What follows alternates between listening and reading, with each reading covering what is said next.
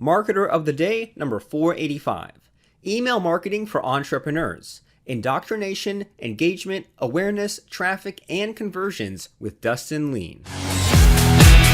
Hey everyone, thanks for listening. We're talking with Dustin, Lien, and Dustin is the founder of Jump Influence, where he teaches courses on email marketing to entrepreneurs, and he's also the host of the Unleashed Life podcast, and he has massive ambition to empower and equip new leaders to make disruptive, positive impacts on the world, one person at a time. So Dustin, glad to be talking to you.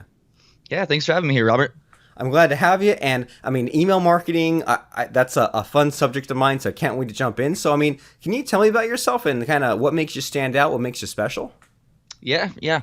So for the past 2 years or so, I've been running Jump Influence, which, like you said, is a site that teaches courses on email marketing to entrepreneurs. And before that was, like a lot of entrepreneurs, it was about 5 or 6 years of just trying ideas, see what works. I was working in the advertising agency world for a bit, and then in some in-house marketing departments. And throughout all that time, I got such a wide variety of projects that I was working on, and a lot of them ended up around the theme of email marketing. And so I think a lot of my perspective and how I teach courses comes from all of those random experiences over those 5 or 6 years of, doing things like staying up till 2 a.m. trying to learn how to build a website because I didn't have enough money to, pay someone to do it. And then from there, YouTube University, as they call it, just going through and learning everything I can learn about email marketing and about how to actually sell products online. Until I founded Jump Influence, and now I get the opportunity to work with other entrepreneurs who are trying to find their way also and get them a head start. Well, fantastic. So you've seen it all, and now it's time for you to teach what you learn. And so, I mean, first of all, like, where do you see people going wrong with their email marketing? Maybe let's just start there. Oh, that's a great question. I think the biggest thing I see people doing with email marketing is underutilizing it,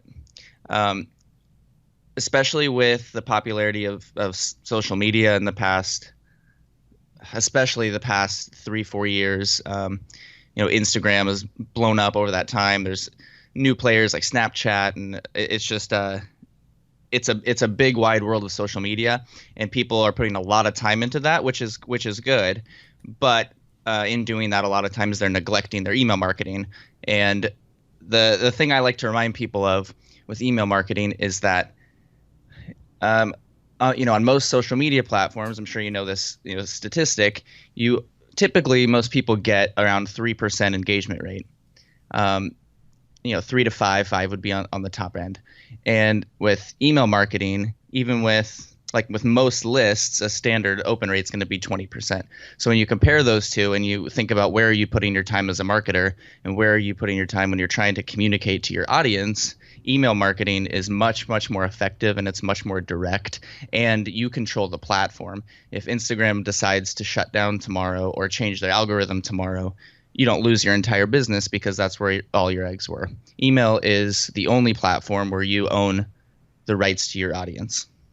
Awesome. And I agree completely. And it seems like, I mean, I'm still waiting for email marketing to die already. Like all these marketers keep promising me like, oh, email marketing is dead. And it seems like that like early 2000s with like all the crazy spam laws came, and then nothing really that bad happened. And then maybe late 2000s when social media took off, it was like, all right, well, isn't Facebook just going to push email marketing out? And it's like, it seems like there's things like, Facebook Messenger now, which seems like an add-on. But yeah, it seems to me like email still, after all this time, after everyone, poo-pooing on some of the disadvantages on it, still doesn't seem to be going away, right?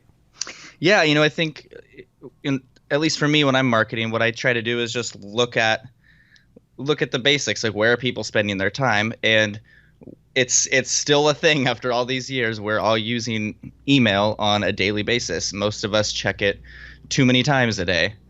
And so if that's where people's attention is the majority of the day, that's where I want to be marketing.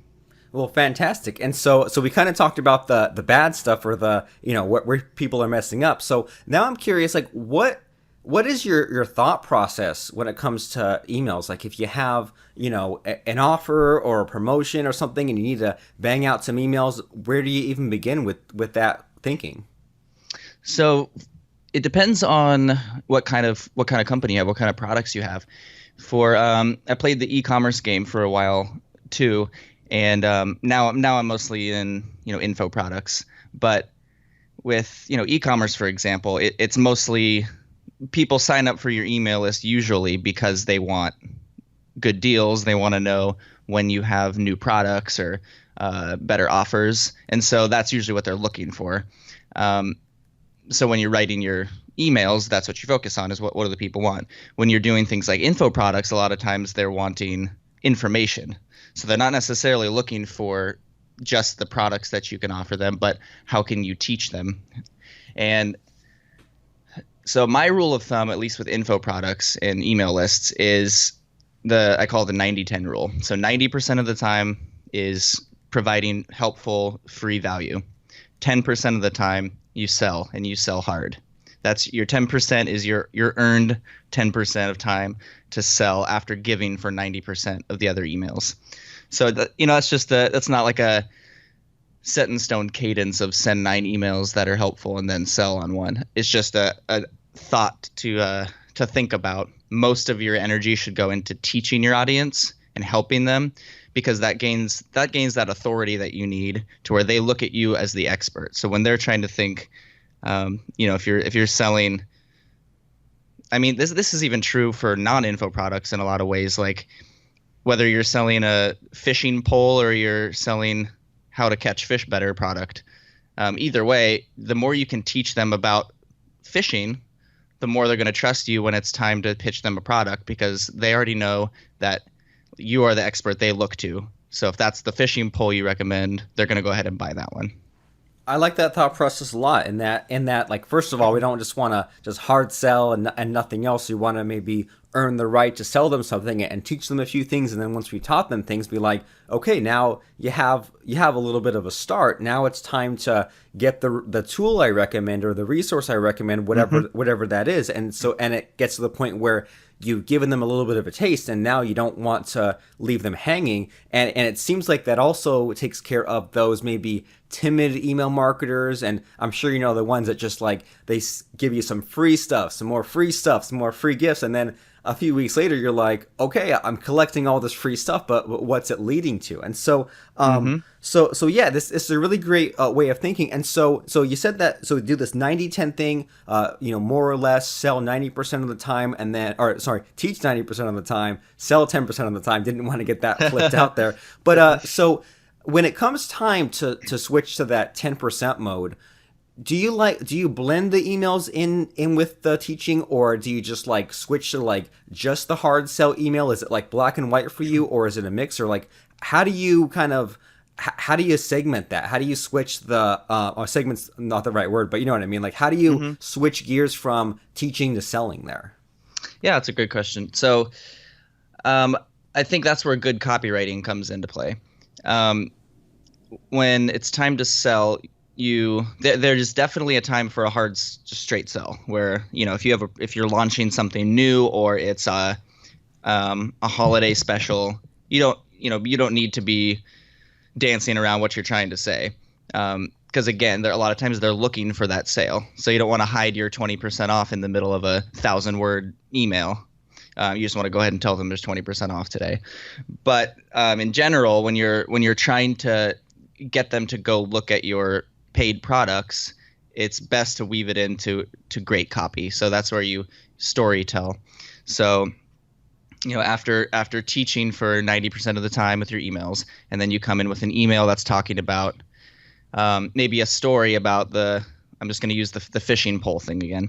So let's maybe a story about the first time you were fishing with your dad and you had a great catch, but then your pole broke and you lost it, and that was one of those hard memories. But then after that, you always knew to look for good quality poles, because it's not worth losing out on the memories and the opportunities. So you create a story around what your product is, and that's where you can link up to your product to get them to actually go look at your paid stuff. But again, when it's time to sell, or there's a promotion or a new product, just remember that that's okay to straight sell. If you believe in your product, which if you're selling something, you should believe in it. And if you don't, you should find something else to sell. But if you believe in your product, you are doing a disservice to your audience if you're not telling them about that product. And I think a lot of times, especially newer marketers or newer entrepreneurs, have a feeling that people don't want to be sold to. And it's true, people don't want to be sold to all the time, but it's like you were saying, after getting free so much, eventually people are like, okay, this is like, I really like this stuff. How do I go deeper? How do I get the great stuff? Because like, this was this good and it was free. The great stuff is going to really help me. And so people are looking for you to offer them your best stuff at a certain point. And if you don't do that, you're doing them a disservice, and they're just going to go somewhere else and buy. That's what's going to happen. Yeah, and it feels like in that scenario, it's like you've kind of teed up some competitor to make the sale, right? Because exactly. Like you were the real nice guy, and you gave them all the information they needed to know, and said, "Oh, don't worry, I won't sell you something." And they said, "Okay, I got to have this fishing pole. I'll do a quick Google search. There we go." So this Dustin was a real nice guy. He taught me all these fishing pole facts. Now I'm going to go to some competitor and go and buy it. And now Dustin lost the sale. Yep. Now you're just the guy who gave all the free info and got nothing out of it. Yeah, and sort of along those lines, like I don't know about what you see, but I see a lot of, and this has been like always a thing. Like it seems like the average email marketer, like you said at the beginning, like people don't utilize email enough. I've seen like a lot of just like tibbiness in general with their email marketing, like afraid to have like attention getting subject lines, and even worse than that, I see a lot of people who are afraid to email very often. Like they'll email maybe once a month. And I mean, my own personal style, I like to email like just about every single weekday, and especially like when someone gets on my list, it's like I want them to hear from me at least the first 7 to 10 days every single day, at least the first 30 days. So I mean, what's your take on that? Like, are people emailing enough, or is it possible to email too much, or like what's kind of your rhythm, I guess? So I agree with you that so much that the like once a month cadence it's just simply not enough. People forget very quickly. The internet moves very fast. People do a lot of things. Some people might even sign up, if they're looking for information on fishing poles, they might sign up for 2 or 3 email lists to see what's going on and what the deals are. So if you're the one that gets that person on your list and you don't email them for a month, they've already bought their fishing pole. They don't need you anymore. So thinking about top of mind awareness, you want to be emailing people enough to where they're remembering you, and seeing your name puts thoughts in their heads of expert on fishing. You want that constant top of mind awareness. And so for me, what I do is an indoctrination sequence, and just I'll break that down a little bit, what that means for anyone who might not be that deep into email marketing. But it's basically just an automated sequence of emails that you set up in your email service provider, whatever you use. And so when someone comes on your list, they get, like you were just saying, you in the beginning, you want them to be getting something like daily if you can for the first 7 to 10 days. Across that span, send them 6-7 emails, because they're looking for information. So have a sequence of automated emails that goes out that is teaching them about who you are, what your brand is, what your products are, just a general overview of what you are, what you talk about, what they can expect. Let them know they'll be getting a few more emails over the next week from you to look out for those, and you'll be teaching them about XYZ. And then send them those emails so they're seeing you for the first 7 to 10 days. They're very comfortable with who you are. Then you can scale back, because that's an automated sequence. So on top of that, like once people get out of that sequence, they'll be getting your regular newsletter broadcasts. So those could be weekly emails, or even more frequent depending on what kind of product or company you are. So really you want to start with heavy emails in the beginning to indoctrinate them, let them know who you are. And those are automated. So someone joins your list, you're not doing extra work. It's just already set up, and those are running. And then also you're doing your regular cadence of updating them on new information, new things you've learned, and also maybe some new sales or new products that are coming out. And those are more on a weekly basis. I would say don't go under once a week because people want the information and they quickly forget who you are. Okay, great, and this is really fantastic. And one thing that that really stuck out to me in that whole process you laid out there is like at the moment I'm in the process of kind of throwing out my existing indoctrination sequence, like the initial follow up sequence and all that. I'm kind of throwing it out and rebuilding it since it's 3 or 4 years old. And one thing that really stuck out in my mind as you were explaining that is the part about maybe setting up the expectations and saying like, I'm going to be emailing you, every day about this, or I'm going to be emailing you over the next 7 days, and just sort of setting that up so they don't feel that's the shock, the bait and switch of like, oh, I signed up for this. Why am I getting all these emails? Like that, that's, you just do that in really quickly. But for me, that's huge in getting that set up ahead of time. Yeah, it's to me, email marketing is all about trust. So you want to gain trust, and a lot of that is setting expectations and communicating well, and also letting them know that you'll be sending a lot for the first however many days. Lets them know that you won't always be sending them that much. So most people can stomach getting 5 or 6 emails over the course of a week, knowing that it's going to scale back after that. So they don't have to feel overwhelmed. They can just enjoy the information. Right. They won't have to drink from the fire hose. And Right. and one thing that I'm always like on the lookout for are just new ways to mix it up. Because like for some reason I'm thinking back to maybe 5-10 years ago, I signed up for this guy's list and I can't even remember his name. Or let's say his name was like Dave Smith. And every single email that came in, the subject line was like, an update from Dave Smith. And I'd get a week later, an update from Dave Smith. And like, and the emails were kind of like long newsletter, long-winded stuff. And it was really boring. So do you have any maybe tricks up your sleeve? Like, for example, like I really like making my subscribers reply to me and like say things, like give me answers or give me like their mailing address. I'll send them a book for free, things like that. So do you have any fun things that you've done in your in all your work and your travels as far as maybe waking people up and standing out in new ways with email marketing? Yeah, I think just doing things against the grain that other people do. So so things like, I really like what you just said. It's something I do as well, having people reply to emails. Because I think a lot of times people feel, sometimes they can feel like they're just one in a million getting this email. But when you tell them, here's a question for you, or let me know if you agree with this or not, reply back to me. I reply to every email, or I read every email, depending on how big your list is. Letting them know you're a real human, and this is a community. It's not you standing on a stage with thousands of other people. It's one-on-one conversation. So that alone is such a good trick to get people to engage with you and actually look like, then they feel like you're a little bit more like acquaintances or maybe even friends instead of getting an email from a stranger every week. Also, what that does is with email service providers or like Gmail, when it's a lot of emails end up in the spam folder, which is not fun at all, but it happens, and it happens a lot. And one of the tricks around that is once you get someone to reply to you, then Gmail or whatever looks at your email as a personal email instead of a mass email, because they see that person wanted it and they clearly know who you are because they responded.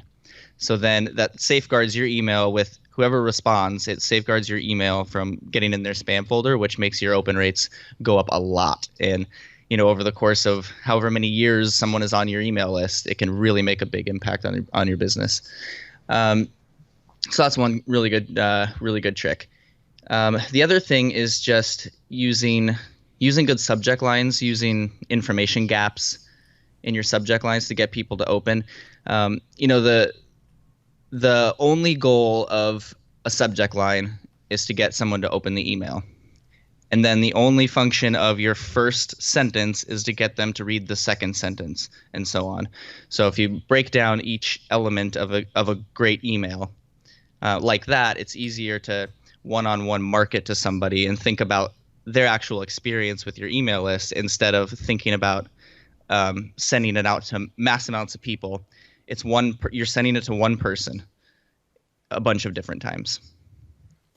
I love it, and that's a great lesson. It's the Bucket Brigade, right? Like you send out the email, and you want them to, and the first thing they're going to see if they read left to right is the from name. So they're like, okay, the email just came from Dustin, and then based on that, I'm going to look at the subject line, and if the subject line gets my attention, maybe I'll click on the email. If I open up the email and I read a little bit about that, then I'll be motivated to then click. And then even when I end up on the landing page, I mean, same process, right? Get on the landing page, want to grab their attention there and get them to move down and take whatever kind of action. And that, I mean, I totally forgot about that whole concept, but that's such a great way of thinking because it takes out so much of the guesswork, takes out so much of the writer's block because now it keeps it really simple. Like all I want to do in the subject line is get them to open. All I want them to do once they open is to click, and then I can just slowly kind of stair step them along the way. So I mean, that's a really great way of looking at it, and I think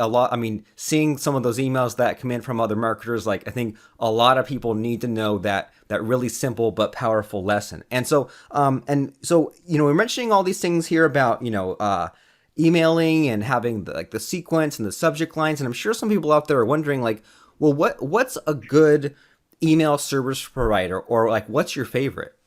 Yeah, so my personal favorite is Convertkit.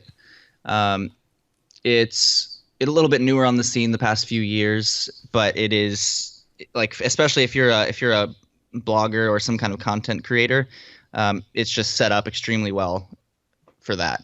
I do like MailChimp. I think I used to not like it that much, but the past year and a half or so, they've added in some, now even on the free accounts, if you're just getting started and you have under 2,000 subscribers, you can use it for free, and it even includes like automations and some more advanced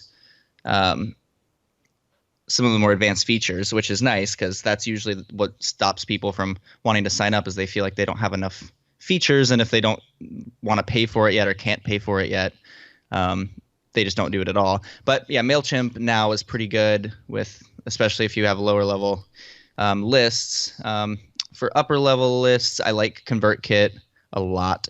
And those are my two main go-tos. I'll use Infusionsoft depending on what the company is. If I'm consulting for a larger organization, Infusionsoft, I wouldn't even call it an email service provider necessarily. It's more of an all-encompassing marketing platform, and it's more expensive. But if you have a large organization with multiple sales reps and things like that, it can work extremely well. But for most people, Convertkit is the way to go. Okay, great. So yeah, your favorite is Convertkit, and I have to admit, for my own business, I'm still I don't know if you've heard of this one. I'm still using this program called ListMail Pro. They stopped updating it in 2001. It was like back when like that and Auto Response Plus were the only ones. But I mean, I have I do all the reputation stuff. I mail through SendGrid, so the stuff still gets delivered. But I have to admit, like I every couple of months I think about finally making the leap to some other provider or checking out some of these new features. And I heard interview with the Convertkit guy a few months ago. I have a friend, Ray Edwards, who has a podcast, and he had the Convertkit guy on there, and he was talking about some of these advanced features, like with the tagging based on like how they click or whatever. And then what really blew me away was some of these advanced things, like he was saying that you could give someone a link, and they click on it, and then you have some sort of WordPress plugin, and based on the tags that they have and the short code you have on the landing page, then it might show like a beginner version of that article or an advanced version of the article based on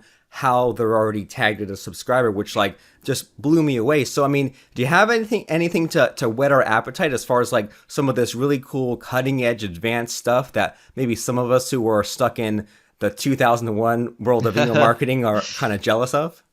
Yeah, that's the one you mentioned is really cool. It's a newer one the Convertkit just put out.